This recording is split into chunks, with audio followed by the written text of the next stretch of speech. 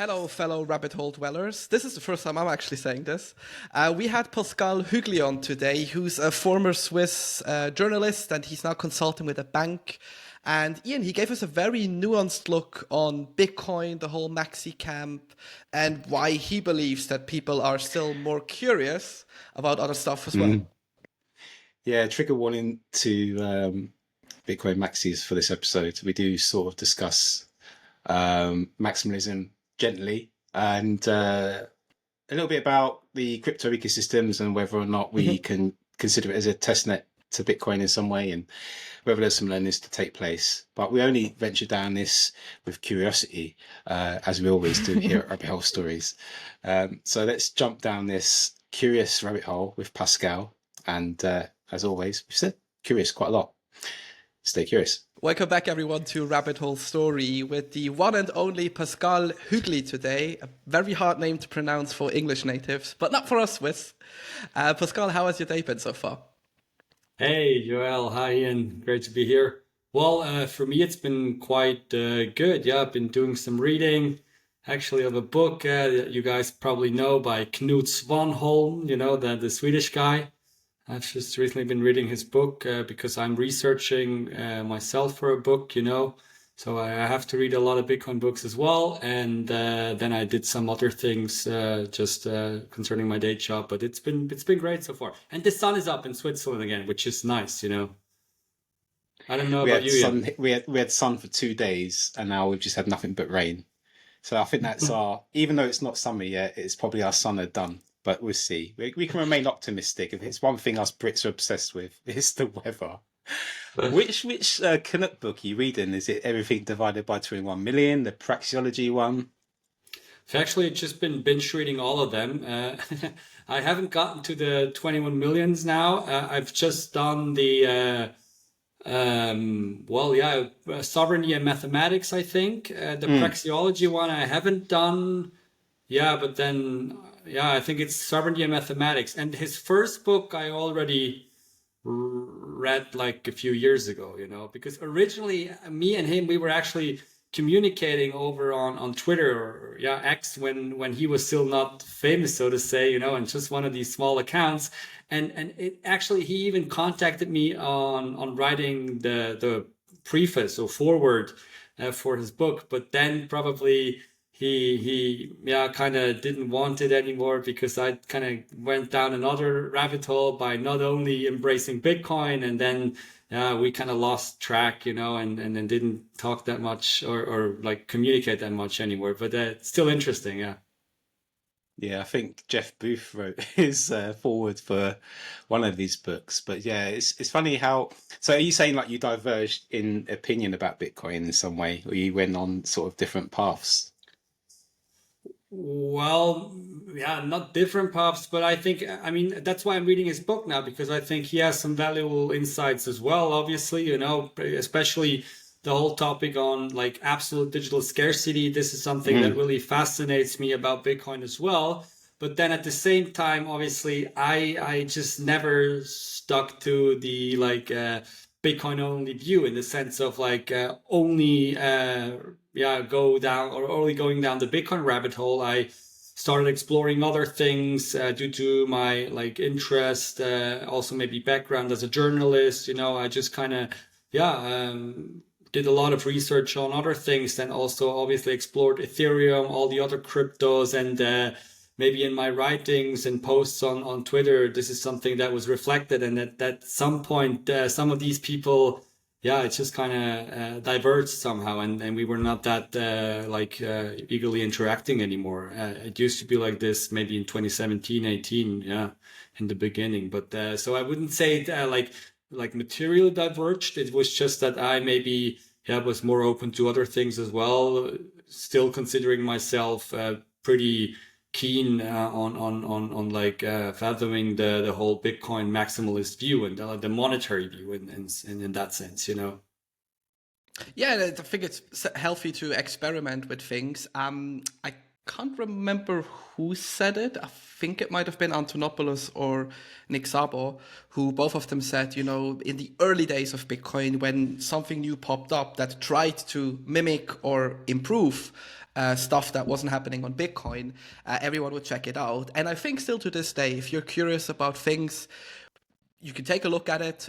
You can come to your own conclusions, and a lot of I think the Maxi camp is often in this sort of very much fight mode, and not in the forming an opinion mode. At least that's how I perceive it.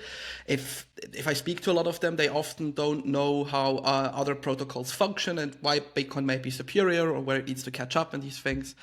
So it's always interesting if you have these talks. But do you guess also this has kind of something to do with your job now, Pascal, with the bank you're consulting / working in? I'll let you get into what you do there, where you need to actually take a closer look at all of these other things as well. Yeah, sure. That's probably it as well. It's probably just because I have been looking at other things as well that the bank kind of approached me, to do now the consulting for them. Because as I said, I've been a journalist in the early days, that's where I kind of discovered Bitcoin. I started writing about it. And then obviously from a broad financial perspective, what is Bitcoin? What is it? What type of asset? How does it fit into the traditional world? I was really also studying passive investing, ETFs, all these kinds of things, but not really related to Bitcoin itself, And then when Bitcoin came along, I was a really interesting asset. And I have to say that I discovered Bitcoin because of my libertarian background and because I was interested in Austrian economics before Bitcoin. And that's where I stumbled across Bitcoin, And so I really do have this lens and this sort of way of looking at Bitcoin. And it's still a big part of how I look at it. But then at the same time, as a journalist, you start looking at other things because people want you to write about other things. They ask you, what about other digital assets? What about Ethereum? What about these or that? And then that's where then I obviously just kept an open mind. I was exploring these things as well, was writing about them, always probably also informed by my curiosity of how these things would do stuff differently than Bitcoin, even though I think on a few metrics, these things can never compete with Bitcoin, especially that's something that Knut also writes about, the immaculate conception that Bitcoin has just been, it's a different kind, it's really been the way it's been designed, the way it's been also, it has developed, it's so different, something that probably can't be replicated in any other crypto asset. But then again, I was like, maybe there's something else to it, and that's why I studied these things. And as you said, that's why the bank then probably said, okay, this guy here, he has a decent understanding of the entire market, and that's something that we will need at our venue. It's probably not great if he can only talk about Bitcoin because clients are going to talk about other things as well. And that's why they asked me if I would start consulting with them, and that's what I've been doing now for a few months, just helping them on the mainly investment side of things. So is it more an investment bank, like a private bank, or is it more a commercial bank?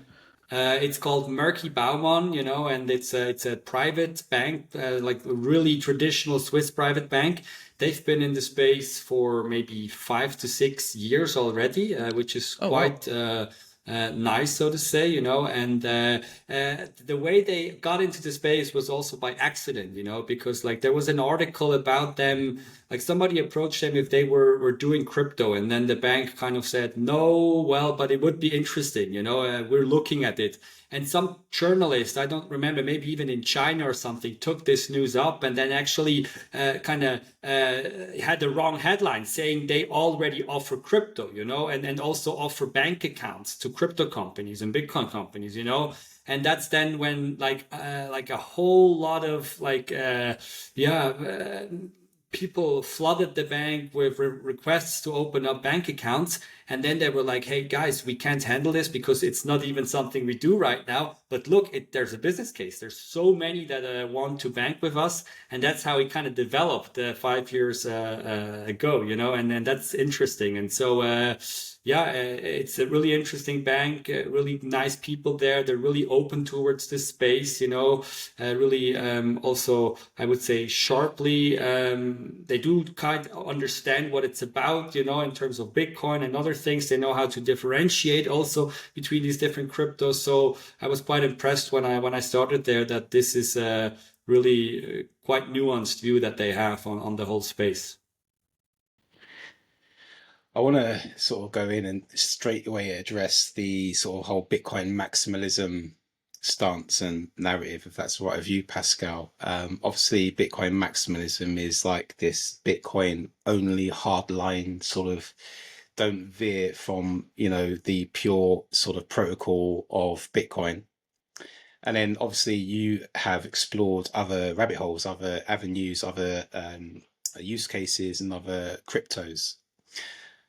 Can we actually do some learning from the cryptos? And is there any opportunity that we can take within the Bitcoin ecosystem, or learnings that we can sort of adopt that you've come across? Because obviously I spend most of my time in understanding Bitcoin, and I don't really do much research in the whole wider crypto ecosystem. And I thought it'd be an opportunity for me to sort of learn a little bit more about you, who've delved in a little bit deeper than I have, about your views around these things.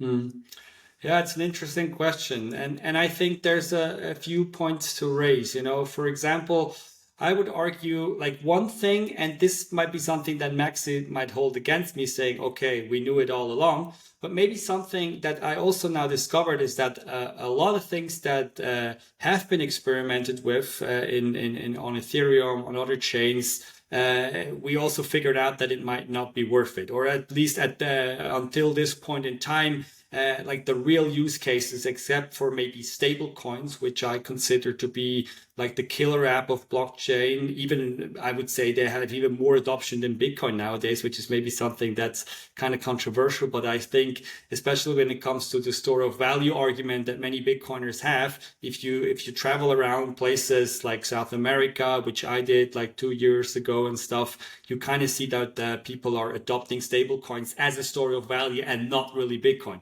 because they don't have the luxury of having like free capital that they can kind of stomach the volatility that comes with Bitcoin, So like in a practical sense, it's stable coins that are being adopted, which then leads me to believe it's interesting to look at ways in which we can maybe bring stable coins onto the Bitcoin network, that at least and it sounds kind of negative, but at least then we use the Bitcoin network as a settlement layer, as the payment rails and stuff, and the thing which is transacted is then is stable coins, So that's certainly something. But then again, going into all these other use cases where on Ethereum and all the other layer 1 blockchains, you have these shiny tech alts, how they are called within the crypto space. You have the meme coins nowadays, which are kind of meme coins.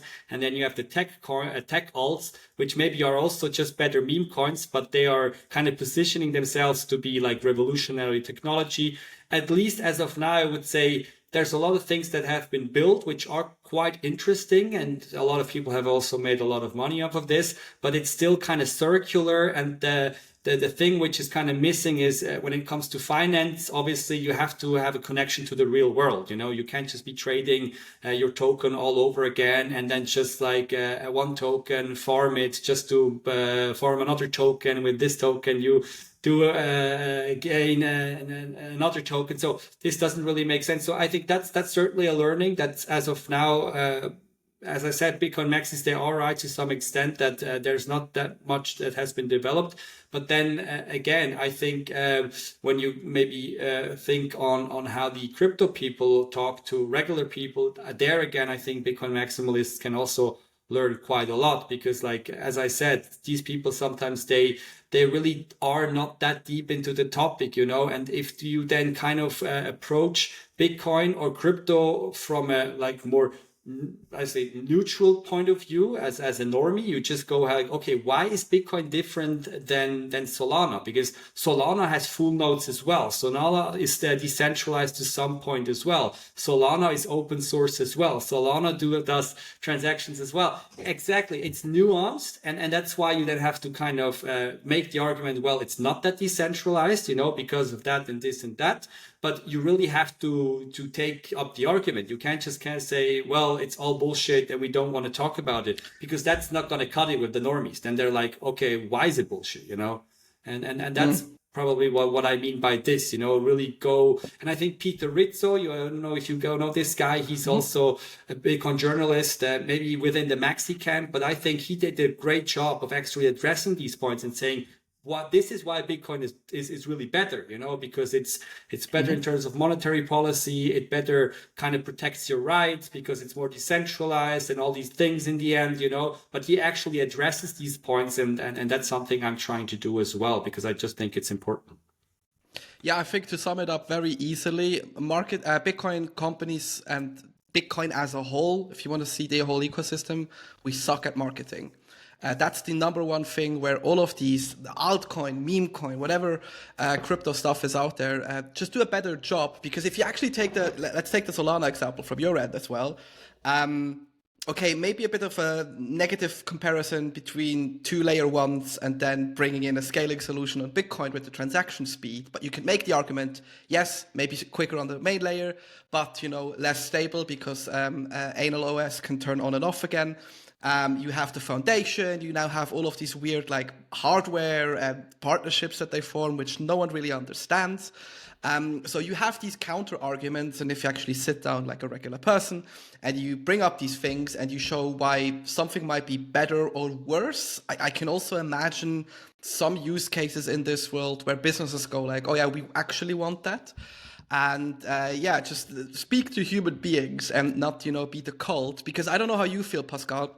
A couple of days ago, someone put out a opinion of his own going, I'm sorry, guys, but Bitcoin is a cult. He's also a Bitcoiner.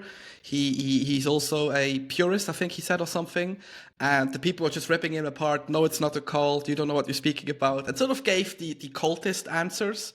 And I sometimes am a bit fed up if I actually have a long working day where I do see a lot of cult behavior. It doesn't mean that it's bad. There are people who like being in a cult, but for normies out there, as you mentioned, this is very off-putting. And if you actually want to succeed, you kind of have to be the bigger man in the room, at least in my opinion. How do you feel about this whole thing? Is it a cult? Is it just a lot of keyboard warriors? Or how do you persuade it?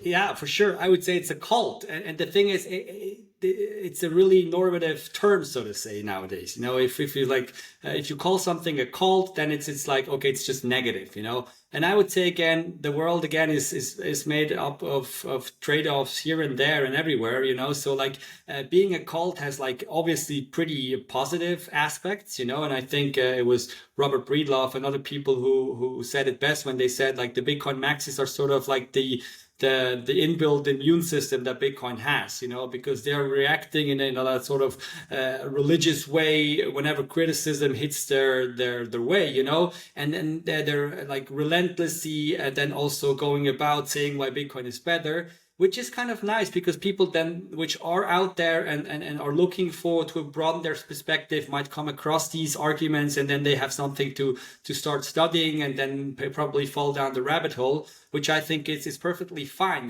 But then at the same time, obviously, being a cult has also these negative sides, because many people, as I said, a cult is being something nowadays which is kind of negatively connotated, and then normies are like, okay, I don't want to deal with a cult, because it's there's only one thing. There are high priests, even though Bitcoin has no leaders, but at the same time, some of the people are kind of like these figureheads, everybody is looking up to, and then you have other people within Bitcoin who say we have to slay our heroes, but then again, Michael Saylor is still something which people normies then say, but they couldn't get more religious like this. It looks like a leader with all these videos where you have there's no second best and everyone is reciting it and stuff. So obviously there's good and bad to both of it, but I'm with you. I mean, I try to avoid these really cultish discussion where there's not much value, and try to navigate around it. But I think if you look at it empathetically and you try to understand it, I think it's just how it is, and probably no good way to really make something about it, or change it, because that's how people are in the end, and Bitcoiners are people as well, So that's kind of like my take. Yeah. In your experience and the interactions you have with the bank and the ecosystem, does all this have an impact, or what's the sentiment towards Bitcoin? Does it have a damaging impact on its reputation, for example, in the wider ecosystems, and upon the adoption somehow? Do you think in your experience? Yeah, good question. I would say maybe with the people who are already kind of pissed in the first place. I mean, it's always like this, you know, if you are critical, then you're like, okay, you try to open yourself up. And then the first thing when you open up Twitter is like a Maxi that is really bashing on you again, then you're immediately put off again, you know, and then you're like, okay, I knew this whole thing, it's not going to make sense, you know. And I came across these people also in traditional finance, you know, but maybe I don't have the counterfactual. Maybe they were just lost in the first place because they are not open themselves to kind of open up and just see it more, as I said, empathetically and say, okay, these Bitcoiners, they maybe want to tell me something because they feel threatened. Maybe I listen, you know. But with other people who are kind of open, which are maybe neutral, you know, they don't really care, because I think also honestly most of these people, they don't hear that, you know, because we Bitcoiners who are on Bitcoin Twitter and stuff, we are really in a bubble, you know. They don't come across this, and then they maybe they hear of Seyfedin Amuz, you know, and then they're kind of like, okay, that's kind of like a pretty Nassim Taleb guy, you know, who pisses off everyone. But then again, they hear of people like Pomp, or of people like Breedlove, and these people who have like huge following within the scene, Jeff Booths and these people. And I would say most of these people are quite amiable, you know, they're quite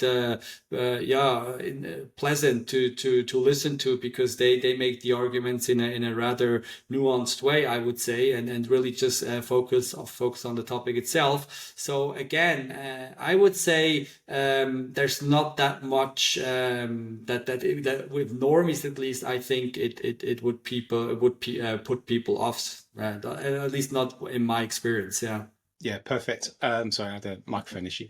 Thank you for all that. I'm going to move away now for the Maxi thing, but I want to sort of focus on your book, Ignore at Your Own Risk. Talk about that. What inspired you to put pen to paper and write on this topic, and what's it all about? Yeah, ignore at your own risk the decentralized world of Bitcoin and blockchain. I mean, it's already been now 5 years since it's been published. So it's been published back in 2019, I think. Yeah. And it kind of came about because of a friend of mine. We were just commuting all the times in train, you know, and then at some point we figured out that I'm interested in Bitcoin, he's interested in blockchain, and then we were like, okay, maybe we can do something together. He's more of the, I would say, the structural thinker, and the person who can kind of get shit done when it comes to administrative tasks as well, you know. And I'm more of the content type of guy who really wants to dive deep and wants to study things. So that was just kind of like a natural combination. And then we even had a third guy who started writing comics, you know, to loosen everything up, so we don't only have like text blocks in the book, but have like actual images in there as well. And the book, because I wanted to write the book because I had like many people coming up to me asking about this already in 2018 and 2017. What is this whole Bitcoin thing about? We don't get it. Can you explain it? You have sort of a talent at this, and maybe why don't you write a book about it? And then I'm like, okay, writing a whole book is quite a task. But then I figured, as a writer, it's always good if you do the writing yourself, because then you actually don't write the book for for other people, but you write it also for yourself, you know, because it helps you structure your thoughts, it helps you refine your arguments, just think things through. And that's really what I did with my first book, you know. And also, again, it's about the whole crypto ecosystem. Like, Bitcoin is obviously a big part of it, explaining it in all these different ways, but then also focusing on all the other things and why they kind of emerged, you know, and all these dilemmas and trilemmas that we nowadays have with these things. So everything is explained in there, also like the societal and like philosophical angles and that you can touch on, you know. And yeah, that's kind of how I came about writing this book. And I think at some point I would need to have to do a revision, because it's already, as I said, 5 years old. There could be so much more that we would have to tackle now. But if you're interested in kind of getting a broad perspective also in terms of economics and like the philosophical aspects, I think the book is still a good read, because these topics are still valid, so to say. Yeah. And moving further along with your book, because you mentioned as a writer and you've been into journalism beforehand, something I personally always see, whether that be at work or with journal friends, is really a lack of understanding of Bitcoin because they lack time. You know how it is in the newsroom. You don't have the 1,000 hours to study Bitcoin. You maybe have 10 minutes, maybe 2-3 Google searches, and then you need to speak to sources. Do you see this also as something negative from the whole ecosystem? Because sometimes I feel we tend to attack media very hard, almost to the point where you're like the crazy uncle at family dinners. And there is not really a understanding of like, hey, where can we improve? Or is this just like out of reach? Am I wrong there? And also maybe how do you interact with, media clients and also the bank in your day job? Because I imagine as a journal, you sort of have the ambition to like understand something first, dive down a bit, and then come to a conclusion. And others might have different approaches. Yeah.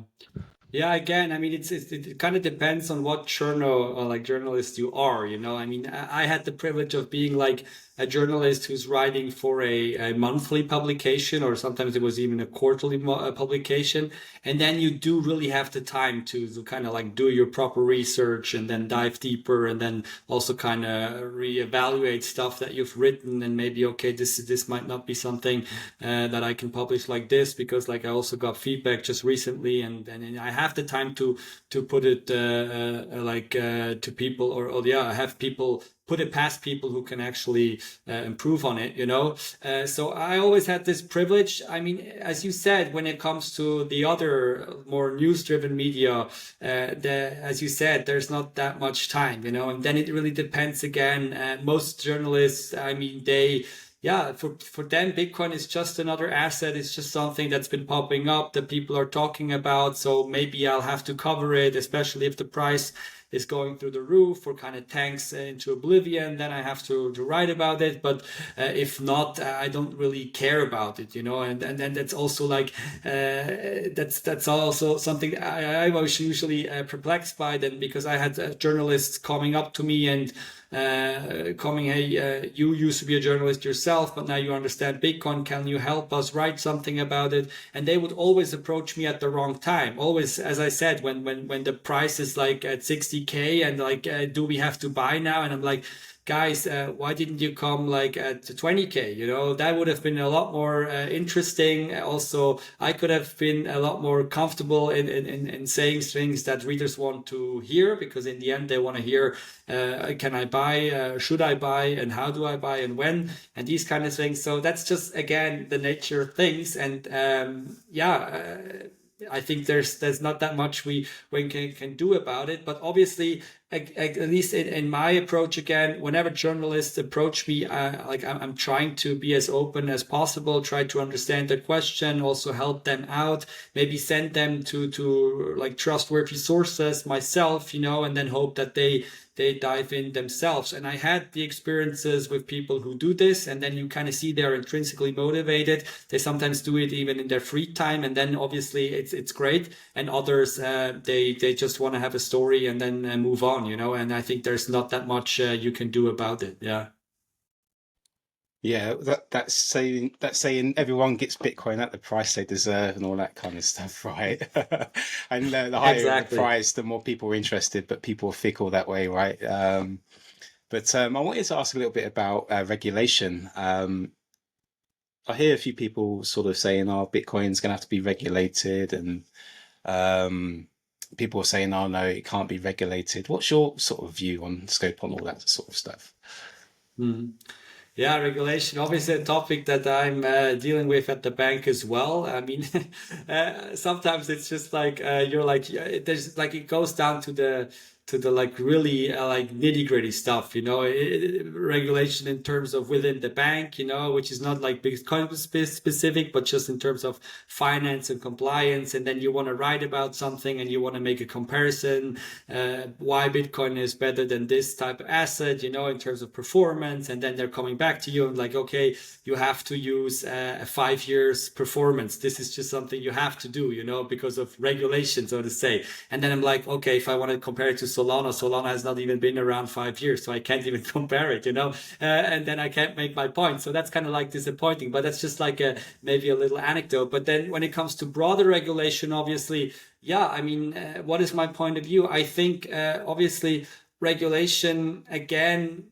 Yeah, it really is a tricky topic, because it's always something that many people perceive as so important nowadays, and because it is probably so important, it becomes kind of like the self-fulfilling prophecy that only if something is regulated, people feel like comfortable entering it, and especially if we talk about like institutional investors and stuff, I mean, there's no way around it, because you just have these like, things that are set up. And if they want to dabble in it, you have to have certain regulations. Otherwise, they're not even able to touch it. And nobody within the bank wants to be the one burning his hands by just experimenting, So in terms of that, if you are sort of a pragmatist and you want this asset to be more adopted in terms of, more people being able to hold it, which might then also be positive for price, then I think you have to be kind of positive on regulation. Otherwise, there's no way around.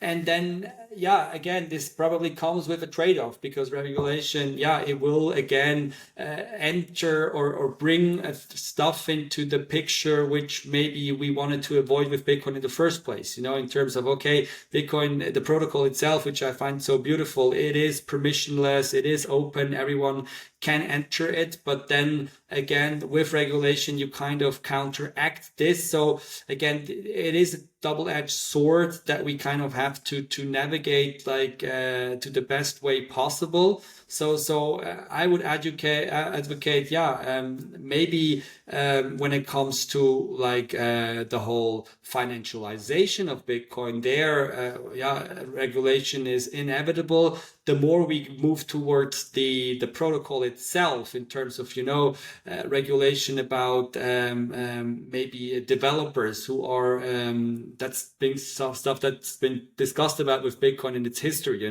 Are the developers running Bitcoin, and should they be like have some type of regulation that considers them to be fiduciary people because they act on behalf of like entire populations?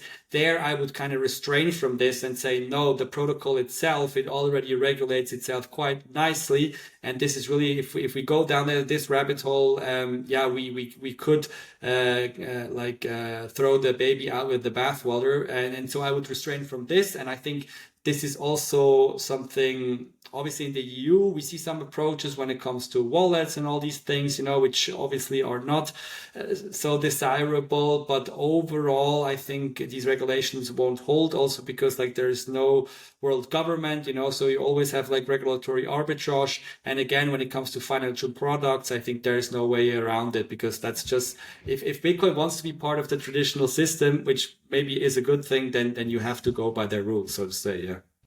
Yeah, and if you're stuck or don't know what's going to happen, you always have to look back at history. And although it doesn't repeat, it often rhymes. And whenever you actually had these like very strict, hard-on moves against an asset or a market or anything, there were breakouts. Famously, the whole gold thing, it was banned for a while. You're not allowed to hold it in the US. People still held on to it. So there would probably be a same thing happening with Bitcoin. And then you just basically develop like side markets, if that makes sense for the audio listeners, where you have different niches. And sooner or later, something just becomes too good to be ignored, even on a world scale.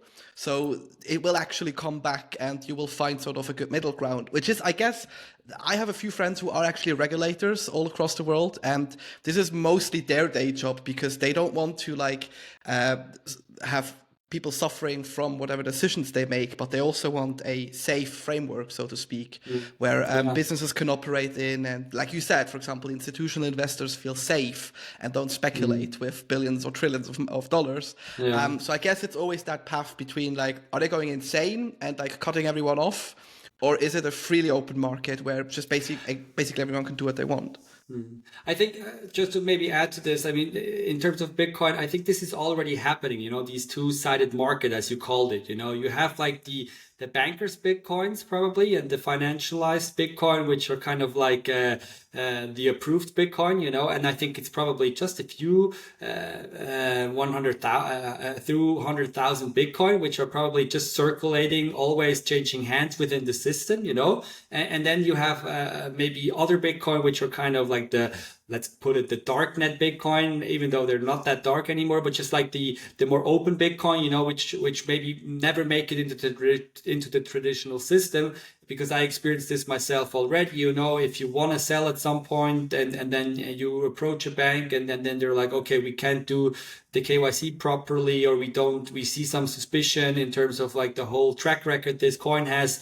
It is sort of tainted. We don't know why, but then we don't touch it, and then probably you already have this bifurcation, I think, and this will probably just increase. This doesn't mean that it will be completely separated. I think, as again, the world is so diverse, and then you have maybe these great players also in the traditional world, which are maybe the Caymans and the British Virgin Island and these people of the world, and they are kind of like able maybe to funnel it from one system into the other, and then at some point, like a Bitcoin which was kind of tainted because it slipped through some loopholes, makes it into the traditional system, so to say, is then at some point a clearly whitewashed Bitcoin, but and the other way around probably. But I think this is something we already are seeing, and it's something we won't be able to avoid as well, or either. Pascal, you're a libertarian, from what I understand. Is that right? Well, I mean, yeah, it's kind of, I don't like to be categorized as a human being, but I would say I'm sympathetic to this worldview. It's also what got me interested into Bitcoin. So, obviously a freedom-minded people for sure, a person. Now, I'm quite intrigued on your comment then. I don't like to be categorized. Talk about that, because I think I know what you mean. Yeah, I mean, libertarianism, that's the problem with today's world. I think you are so fast. You always have to identify first, because otherwise people wouldn't even listen to you, and that really maybe is fostered by social media and politics, like the first thing is like, are you right or left? Are you libertarian or socialist? Are you Bitcoin or Ethereum or Etherean or something, so like only then people know, is it safe to talk to you, and then that's kind of like what I think is really not that great for insights, and broader knowledge to spread, because like humanity is kind of probably advancing by always listening to the other people's worldview, and then you kind of can make up your mind, and then you can argue, and from there you have like some insights, and this develops further into new innovations and stuff. So that's why I try to kind of avoid these categories nowadays. If people come up to me, are you a libertarian? Then I'm saying, well, yeah, maybe, but maybe not. So I try to live by the standards of, whenever I'm under socialists, I'm trying to be the libertarian, because then I can play devil's advocate and just say, okay, this is all the things that are wrong with your theory. And if I'm with Austrian economic guys and libertarians, I'm trying to be as socialist as possible, again, to just kind of prove their points wrong, so to say, even though they're probably not wrong, but I'm trying to challenge the points, so that's how I would like to go about living my intellectual life. But because I just think you gain the most from these from such an approach, so to say. That's wicked. Yeah. Before I hand over to Joel to close the show, yeah, it's an interesting perspective, because we often like to categorize, communities, and Maxis, for example, are you socialist, communist, and left or right? And it's quite easy to sort of identify with a group. But then once you're in a group, there are disagreements that you have personally about some of the views that the general group have. So it's better just to sort of like have your own mind and your own independent sort of thought process, and remain curious, as we like to say in the show, right, Joel? But Pascal, exactly. Any comments on the back of that before we close the show? Yep. Yeah, I mean, now categorizing, I think, is obviously it's something which is quite important, because it also helps you to understand the world. I do characterize myself a lot again, because like the world is so complex, and if you don't do it, you kind of get lost, and that's why I kind of try to, maybe it helps me, when people come to me and try to categorize Bitcoiners, some would say it's free market, capitalism. I tend to not agree anymore. I would even say like Bitcoin for me is like kind of anarcho-primitivism. It's really like the opposite of this, because Bitcoin is trying to innovate as less as possible, to be as conservative as possible, to maybe cut the human element out as much as possible, So that's also what I like about Bitcoin. And then on the other hand, I would say Ethereum and these kind of things are much more like the capitalist spirit, in the sense of like you want to break things, move fast, innovate, kind of like free market style, So and again, Bitcoin has these elements as well. So it's never possible to kind of categorize them completely, But obviously, you have to be aware of these facts, that this is not possible. But at the same time, still try to differentiate things by doing these at least shallow categories or permittable categories, and that thing it kind of helps just to understand things better. Yeah. Yeah, and we had this with our latest episode that went out with Ivan, where we talked a lot about language in Bitcoin. And, for a lot of people, it's a different thing, whether it be a speculative asset, whether it literally be hope, an exit out of the system. They can't participate. Think of women in Iran or Afghanistan or something like this. And you sort of have to adapt to that standard. But I kind of liked your thought pattern there, that if you actually think about it, Bitcoin is the complete different thing from what like a very core group of Bitcoiners are trying to market it. And that you sometimes just need to play that devil's advocate. Sure. To sort of prove that eventually all roads lead back to Bitcoin, we've come up with a challenge at the end of all of our episodes for our guests. And that is the All Roads Lead Back to Bitcoin challenge, where I'm going to give you a word now, Pascal, and you have to relate this back to Bitcoin. There's really no rules. If you don't know anything, you can always say you can buy Bitcoin with it or something like this. But the word of the day for you, and as you're also fellow Swiss, is Aromat. How does Aromat relate back to Bitcoin? Ooh, Automat. Well, I mean, yeah, great point. Do people know what Automat even is? I don't. You need to help me out. You need to give me some Yeah, context, gentlemen. yeah. Okay, yeah. Well, Automat, I think, at least as I understand it, is this type of spice that we have in Switzerland, where you put on your eggs, and yeah, you put on all kinds of things, And I would put it back to Bitcoin, because I don't eat Automat anymore, because it's like, for me, it's one of the most prime examples of fiat food. It's like it's really something. An egg itself is already really nice in its taste if it's like if it's a natural egg, and then you don't have to kind of mess it up with Automat. And I'm even like evangelizing within my family, like whenever they pull it out, this third type of Swiss spice, I'm like, okay guys, we're not doing Automat here because it's fiat food, and fiat food is like really something which is unhealthy for you. It's been really probably promoted by the fiat system itself, and you don't even know it subconsciously. And that's why I would say don't go for this, and probably in a world where Bitcoin takes a bigger part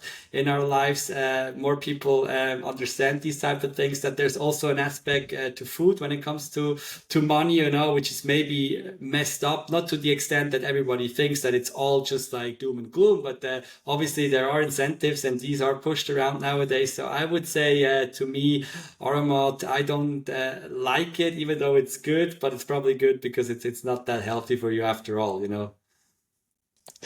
I'm curious about trying this stuff now. Mate, Pascal, thank you for sharing your finite time and giving us a tour of your rabbit hole. And before we close, do you want to shill anything, or sort of do any shout outs, or give us your tags for socials? Well, I mean, yeah, I mean, I do nowadays also write a lot of content for the bank, which is, as I said, called Murky Baumann. They have like a sort of sub brand which is called Archip. It's like an arch chip, like a word blend together. And if people are interested on the investment perspective in terms of crypto assets as a whole, even though again, there all road leads back to Bitcoin, because in the end you kind of feel, okay, this is the most important thing to write about also from an investment perspective. Then people can follow this, you'll find it online, and then maybe I'm on Twitter, Pahwek, which is kind of also a blend of my last name, Hügli, and Pascal, but you guys can link it. And then maybe just as a quick shout out, as I said in the beginning, I am working on my latest book, and it should be published anytime soon, and I hope it will stir up some excitement with the community. It's going to be on the monetary sins of humanity, so it's again rather a maximalist topic, so to say, but I think there's some valuable insights there of where we did go wrong as humanity when it comes to money, and how we ended up murdering the economic God, so to say, which was gold, and that we now need a new messiah, which is Bitcoin, and that's what I've exploring in this book, and it will be published soon. So that's just a quick reminder at this point that this will be coming. Excellent. And for our viewers and listeners, if you missed any of that, check out the show notes and it will all be linked in there for you. And always, thank you for everyone's finite time and sticking with us here at Rabbit Hole Stories. And until next time, stay curious.